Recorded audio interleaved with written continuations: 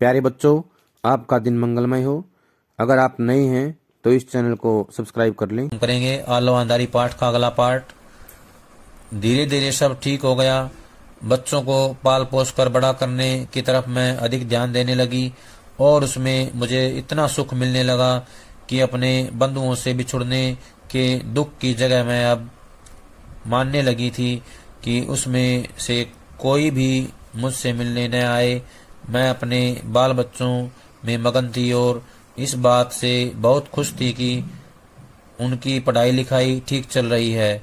वे अब न तो पहले की तरह जरा जरा सी बात पर रोने चिल्लाने लगते, न ही बेमतलब इधर उधर भटकते। बातें भी अब वे ऐसी करने लगे जैसे पहले कभी नहीं करते थे।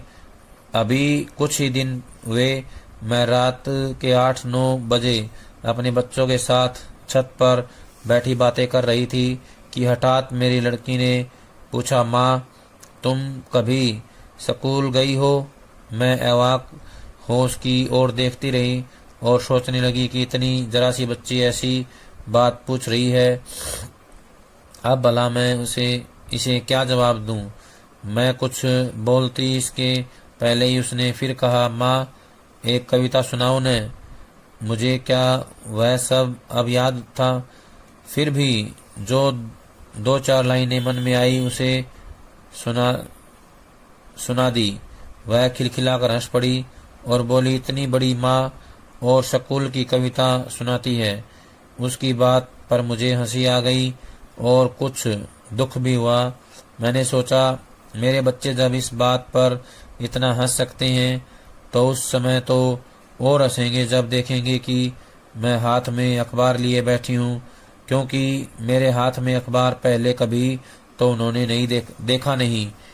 यहाँ मैं रोज सवेरे अखबार देखती थी। अंग्रेजी न जानने से उसका सिर पैर कुछ भी समझ नहीं पाती, फिर भी तस्वीरें देखकर तातुस से उनके बारे में पूछती। तातुस कहते, तस्वीरों के नीचे बड़े बड़े अक्षरों में जो लिखा है उसे पढ़ने की कोशिश करो। मैं एक एक अक्षर बोलती जाती और तातुस हूँ करते जाते। जब सारे अक्षर खत्म हो जाते तो तातुस पूरे शब्द का उच्चारण कर देते और उसका मतलब भी बता देते। बार बार पूछने पर कभी कभी वह उकता जाते, क्योंकि वह अपना प्रिय अखबार द हिंदू ठीक से पढ़ नहीं पाते। शायद इसलिए अखबार हाथ में लिए लिए वह कहते, बेबी जाओ, बच्चों को स्कूल नहीं भेजोगी? मैं कहती, हाँ हाँ भेजूंगी, अभी टाइम है। वह फिर कहते, कब भेजोगी? देर नहीं हो जाएगी? जाओ जाओ। मैं घड़ी की तरफ देखकर उठ पड़ती। बच्चों को स्कूल भेजना ही तो कोई अकेला काम था नहीं। अर्जुनदा के उठने पर उसके लिए कुछ खाना वाना भी तो बनाना होता। ठंडी रोटी वह खाता नहीं था, इसलिए गरम गरम बनाकर देनी होती। उसे अच्छी अच्छी चीजें खाने का शौक था। चिकन विकन, बिरयानी, पुलाव, कबाब, आलू पराठा, पुदीना पराठा, यह सब उसे अधिक पसंद था। साथ में टमाटो सूप, चिकन सूप, प्याज सूप जैसा कुछ हो तो और भी अच्छा। मैं उसका खाना उससे पूछ कर ही बनाती। लोगों को कुछ बना बना कर खिलाना मुझे हमेशा से अच्छा लगता रहा है। मैं जब अपने स्वामी के पास थी तब भी कभी कभी कुछ नया बनाती तो आसपास के लोगों को भी खिलाती, और इस पर से मेरा स्वामी मुझ पर बहुत गुस्सा करता। लोगों को किताबें देखकर तरह तरह की चीजें बनाकर खिलाना मुझे जितना अच्छा लगता उतना ही अच्छा अब उपन्यास, कहानी, कविता पढ़ना और अखबार देखना लगने लगा था। अखबार देखते देखते मुझ पर जैसे उसका नशा सा चढ़ गया था। तातुस उसमें से जो कुछ मुझे बताते वह सब मेरे लिए बिल्कुल नया होता, और वैसी बातें बार बार सुनने समझने के लिए मैं रोज सवेरे गेट पर खड़ी हो अखबार आने का रास्ता देखती। उस दिन सवेरे उठने में मुझे थोड़ी देर हो गई थी। नीचे आई तो देखा तातुस स्वयं ही अखबार लाकर पढ़ रहे हैं। मैं जल्दी जल्दी किचन में गई और चाय बना लाई। उन्हें चाय देकर मैंने दूसरा अखबार उठा लिया। और उसकी तस्वीरें देखने लगी। तातुस बोले, तुम्हारी चाय कहाँ है? जाओ ले आओ। मैं चाय लेकर खड़े खड़े पीने लगी तो उन्होंने कहा, खड़ी क्यों हो, बैठ जाओ। मैं एक कुर्सी पर बैठ गई और चाय का गिलास टेबल पर रख अखबार देखने लगी। हठात तातुस बोले, बेबी, तुम्हें हम लोगों के पास माने इस घर में आए 1 वर्ष हो गया। तुम सोच कर देखो और मुझे बताओ कि तुम्हें कैसा लग रहा है, क्या क्या तुम्हें अच्छा लगा और क्या बुरा। यहाँ आकर तुमने क्या कुछ सीखा। इतना कहकर तातुस फिर अखबार पढ़ने लगे। बेबी ने सोचा, भला यह भी कोई पूछने की बात है। उसने उनकी बात का कोई जवाब नहीं दिया। वह जाकर खिड़की के पास खड़ी हो आकाश की ओर देखने लगी। उसे अपनी माँ की याद हो आई।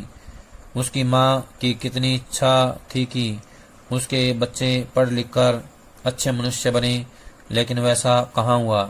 लिखना पढ़ना तो उसका हुआ नहीं था, फिर भी उसका महत्व वह ठीक ठीक समझती थी और जब तक उन लोगों के साथ रही तब तक पढ़ने के लिए उनके पीछे सारे समय पड़ी रहती थी।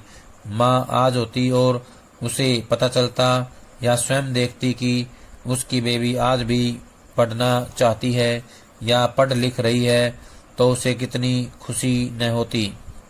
आकाश की ओर देखती जैसे वह अपनी माँ से कहना चाहती है, माँ, तुम एक बार आकर देख जाओ, मैं अभी भी लिखना पढ़ना चाहती हूँ, अपने बच्चों को पढ़ाकर अच्छा बनाना चाहती हूँ, उन्हें बस तुम्हारा आशीर्वाद चाहिए माँ। वह अपनी माँ से बातें कर रही थी और उसकी आंखों से बहते आंसू छाती भिगोते फर्श पर टपक रहे थे। गिलास में चाय कब ठंडी हो चुकी थी तभी बेबी के कानों में किसी के पैरों की आहट पहुंची और वह चौंक पड़ी। उसने घूम कर देखा, अर्जुनदा उठ चुका था और नीचे आ रहा था। उतरते उतरते ही वह बोला, तुम लोग चाय पी रहे हो, मेरी चाय कहाँ है? वह चाय बनाने किचन में जाने लगी तभी देखा कि किसी ने गेट पर आ बेल बजाई। उसने जाकर देखा कि पड़ोस का लड़का हाथ में एक पैकेट लिए खड़ा है। वह उससे बोला, यह तुम लोगों का है, डाकिया भूल से हमारे यहाँ डाल गया था। उस लड़के से पैकेट ले उसने आकर तातुस को दे दिया। तातुस ने देखकर कहा, यह तो तुम्हारा है, यह लो, जाकर देखो इसमें क्या है। पैकेट लेकर वह किचन में गई और अर्जुन की चाय का पानी चढ़ाकर उसने पैकेट खोला। पैकेट में एक पत्रिका थी। वह उसे पलटने लगी तो उसमें एक जगह उसने अपना नाम देखा। आश्चर्य से फिर देखा, सचमुच ही उसमें लिखा था, आलो अंधारी बेबी। आलो अंधारी का मतलब होता है अंधेरे का उजाला। आलो अंधारी, अंधेरे का उजाला। उसमें लिखा था, आलो अंधारी बेबी हालदार। खुशी से उसका मन हिलोरें मारने लगा। मन की ऐसी उथल पुथल में भी जेठू की वह बात याद आ गई कि आशापूर्णा देवी दिन भर के काम निपटाकर उस समय पढ़ने बैठती थी जब सब लोग सो चुके होते थे। उसने सोचा, जेठू ठीक ही कहते हैं कि घर के काम करते हुए भी पढ़ना लिखना हो सकता है। हठात यानी हठ पूर्वक उसकी नज़र चाय के लिए चढ़ाए पानी पर पड़ी तो उबलते उबलते काफ़ी कम रह गया था। उसने जल्दी जल्दी चाय बनाकर अर्जुनदा को दी और तब वह नीचे से ही देखो देखो एक चीज बोलती बोलती ऊपर बच्चों के पास पहुंची। दोनों बच्चे दौड़कर उसके पास आ गए। उसने उनसे कहा, बताओ तो यह क्या लिखा है? उसकी लड़की ने एक एक कर सभी अक्षर पढ़े और बोली, बेबी हालदार।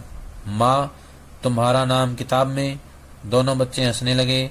उन्हें हंसता देख उसका मन खुशी से और भी भर गया। उसने प्यार से उन्हें अपने पास खींच लिया उन्हें प्यार करते करते हठात जैसे उसे कुछ याद आ पड़ा। वह बच्चों से छोड़ो छोड़ो छोड़ो, मैं अभी आती हूँ कहकर उठ खड़ी हुई। नीचे आते आते उसने सोचा वह कितनी बुद्धू है, पत्रिका में अपना नाम देख सभी कुछ भूल गई। जल्दी जल्दी सीढ़ियाँ उतर वह तातुस के पास आई और उनके पैर छू प्रणाम किया। उन्होंने उसके सिर पर हाथ रख आशीर्वाद दिया। प्यारे बच्चों, आज जो काम करवाया है सभी इसको कापी में लिख करके याद करेंगे। सभी का बहुत बहुत धन्यवाद।